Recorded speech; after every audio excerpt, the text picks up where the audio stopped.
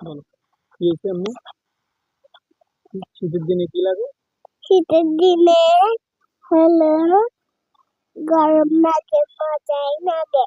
তাই বাচ্চারা হলো সবাই খেলে শীতের দিনে। শীতের দিনে বাচ্চারা সবাই খেলে, বাচ্চারা তো শীতের দিনে বাইরে পারে না, বুঝছো? একটু গরম পড়লে ওরা সবাই বাইরে আসে আর খেলা শুরু করে। তাই হুম। আর রোদ হলে?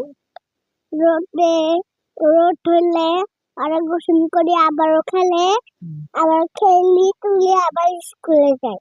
তাই আর বেশি রোদ্র হলে রোদের মধ্যে বেড়ানো নিষেধ, হুম। ঠিক আছে? রোদ ধরে বলবো রোদের মধ্যে বেড়ালে কি হয়? শরীর খারাপ হয়।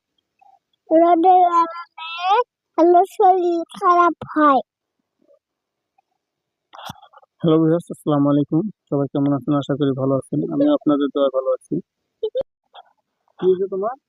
আমার বাচ্চা গেছে একটু বিশ্রাম নিয়ে দাঁড়াও। বিশ্রাম নিবা? হ্যাঁ তাই হ্যাঁ, তারপরে আমি ভিডিও করি তোমার দাঁড়াও। আচ্ছা, ঠিক আছে, ওকে। গ্রামের দৃশ্যগুলো গ্রামের দৃশ্যগুলো দেখতে অনেক সুন্দর, মাশাআল্লাহ। আর আমরা সকাল সকাল কাজ করার মজাটা আলাদা। চলুন দেখি আমরা একটু কাজ করি। কি কাজ আপনাকে দেখাবো। কি কাজ? তুমি ওঠো, তোমাকে ঘড়ি উঠাতে হবে। আচ্ছা, ঠিক আছে। তুমি আমার সোনা আম্মু। আমরা এখন কাজ করব। কাজ করি, দেখি একটু পরিশ্রম করি সকালবেলা। তুমি এদিকে আসো। সকালবেলা কাজ করার মজা আলাদা।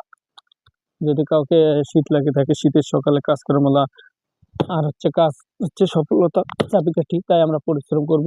পরিশ্রম করে সফলতা অর্জন করব, এটাই হচ্ছে আমাদের মূল কারণ। এই সকাল সকাল কাজ করেন, আপনার কাজটা সবসময় আগাবে। আর একটা মাথায় রাখবেন, শরীর ভালো থাকবে। আর হলো সকাল সকাল কাজ করলে আপনি সারাদিনে যে কাজটা করবেন তার থেকে 2 গুণ ভালো কাজ হবে সকালবেলা উঠে কাজ করলে। তাই আমরা সকাল সকাল উঠে একটু শীতের সকালে কাজ শুরু করলাম। দেখা যায় শীতের সকালে উঠে কাজ করা শুরু করলাম, অনেক কষ্ট। আজকে পবিত্র শুক্রবার, তাই আমরা সকাল সকাল উঠে একটু কাজ করে, কাজটা শেষ করে গোসল করে মসজিদে চলে যাব। মসজিদে নামাজ পড়ে তারপরে কোথায় যাব?